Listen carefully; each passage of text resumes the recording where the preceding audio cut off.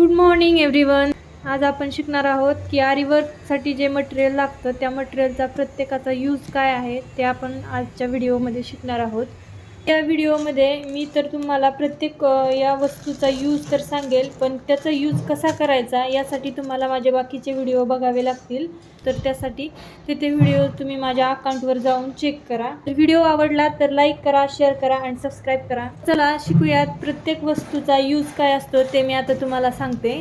आरी वर्कमध्ये सगळ्यात महत्त्वाचं मटेरियल असेल ते म्हणजे या निडल्स. या 3 निडल्स महत्त्वाच्या आहेत. या 3 निडल्स वापरून आपण आरीचं कुठलंही डिझाईन इझिली करू शकतो. यातली ही पहिली निडल आहे, टिप थिन आहे. ती निडल आपण बीड वर्क करण्यासाठी करतो. सेकंड आहे ती आहे 2 तारी निडल, 2 धागे एकसाथ घेण्यासाठी केली जाते. तर सिल्कचा थ्रेड आपण वापर करताना 2 धागे एकसाथ काढतो, त्यासाठी ही 2 तारी निडल वापरली जाते. आणि ही 1 तारी निडल आहे. 1 तारी निडल आपण जे जरीचं धागा आहे त्या जरीचा धागा वापरण्यासाठी ही निडल यूज करतो. या हे आहे जरीचं थ्रेड. जरीचं थ्रेड आपण आरी वर्कमध्ये जे कुठलंही डिझाईन करताना म्हणजे नेकचं डिझाईन करायचं असेल तर जे सुरुवातीला आपण जी बॉर्डर करतो त्यासाठी आपण ही जरीचं थ्रेड वापरतो. जरीच्या थ्रेडमध्ये तुम्हाला मार्केटमध्ये वेगवेगळे कलर पण भेटून जातील, लाईक सिल्वर, कॉपर कलर. याच्यामध्ये जास्त यूज केला जातो तो हा गोल्डन कलर. नेक्स्ट हे आहेत सिल्कचे थ्रेड. हे सिल्कच्या थ्रेडमध्ये मार्केटमध्ये खूप सारे कलर मिळून जातात, परंतु हा जो थ्रेड आहे तो बाकीच्या थ्रेडच्या कम्पेअरमध्ये कुचका असतो. त्याला थोडंसं ताणलं गेलं की हा थ्रेड लगेच तुटून जातो. त्याच्यामुळे आरी वर्कमध्ये हा थ्रेड यूज करताना डायरेक्ट 2 थ्रेड एकसाथ यूज केले जातात आणि त्यासाठी आपण 2 तारी निडल वापर करतो. हे आहेत पॉलिस्टर थ्रेड.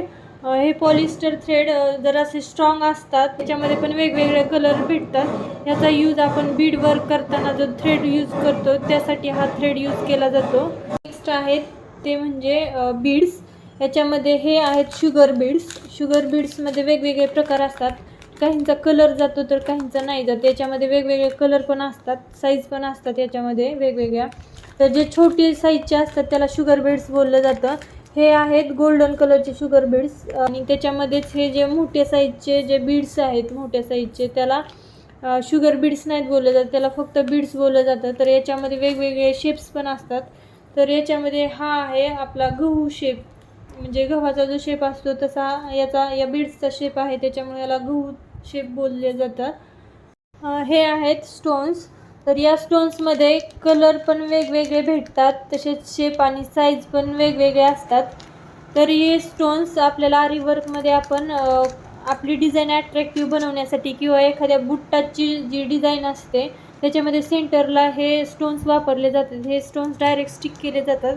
हे वेगवेगळे असे पण स्टोन्स येतात. हे स्टोन्स आहेत त्याला पत्रा स्टोन बोललं जातं, कारण याचं जे कवर असते बाजूचं ते पत्र्याचं असते, त्याच्यामुळं याला पत्रा स्टोन बोललं जातं. याच्यामध्ये पण वेगवेगळे शेप्स आणि साईज तसेच कलर पण भेटून जातात. मेन याच्यामध्ये जे पत्रा स्टोन आहे याच्यामधला गोल्डन आणि जो व्हाईट कलर आहे तो जास्त वापरला जातो आरी वर्कमध्ये. तर हे झाले सगळे स्टोन्स. नेक्स्ट ह्या आहेत सिक्वेन्स. तर या सिक्वेन्समध्ये पण वेगवेगळे कलर वेगवेगळ्या साईज पण मिळून जातात आणि या सिक्वेन्सचा वापर आपण आरी वर्कमध्ये करू शकतो. याचा वापर केल्यानं आपली डिझाईन आपण अजून अट्रॅक्टिव्ह बनवू शकतो याचा वापर करून. नेक्स्ट हे आहेत कट बीड्स. तर जे आपले बीड्स आहेत त्यासारखेच हे कट बीड्स आहेत. ह्याच्यामध्ये पण वेगवेगळे कलर आहेत, वेगवेगळे शेप्स पण आहेत.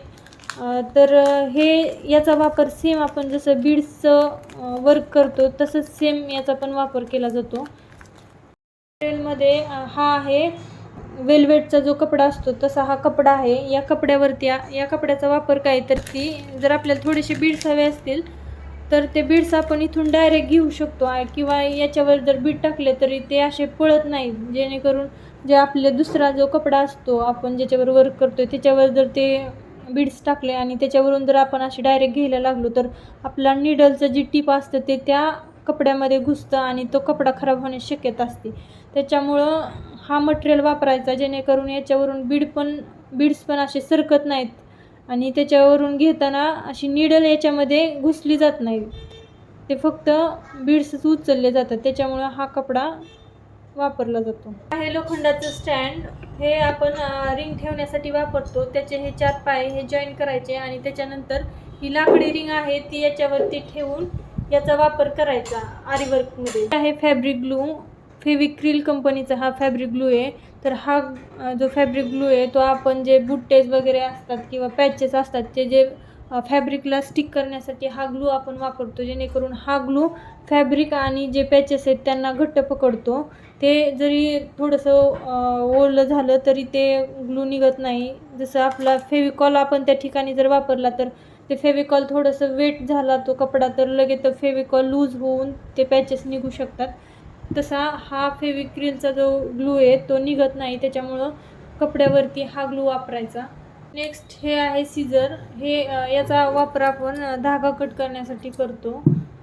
नेक्स्ट हे आहे व्हाईट पेन्सिल. व्हाईट पेन्सिलचा वापर आपण मार्किंग करण्यासाठी किंवा मार्किंग जे केलेलं आहे ते आपल्याला दिसण्यासाठी ही व्हाईट पेन्सिल आपण वापरतो. हे आहे मेजरिंग टेप. ब्लाऊजच्या मटेरियलवरती जे आपण पहिलं मार्किंग करून घेतो ते मार्किंग मेजर करण्यासाठी या मेजरिंग टेपचा वापर केला जातो. नेक्स्ट हा आहे स्ट्रेसिंग पेपर. स्ट्रेसिंग पेपरचा वापर काय तर एखादी डिझाईन आपण याच्यावरती ड्रॉ करून ती आपल्याला पाहिजे ते कपड्यावरती ती आपण अशी स्ट्रेस करू शकतो. त्यासाठी हा पेपर वापरला जातो. या पेपरचं नावच आहे स्ट्रेसिंग पेपर. तर ते स्ट्रेसिंग कसं केलं जातं ते जर तुम्हाला पाहायचं असेल तर ते मी नेक्स्ट व्हिडिओमध्ये दाखवणार आहे. त्यासाठी तुम्ही मला सबस्क्राईब करा, जेणेकरून तुम्हाला पुढील अपडेट्स येत राहतील.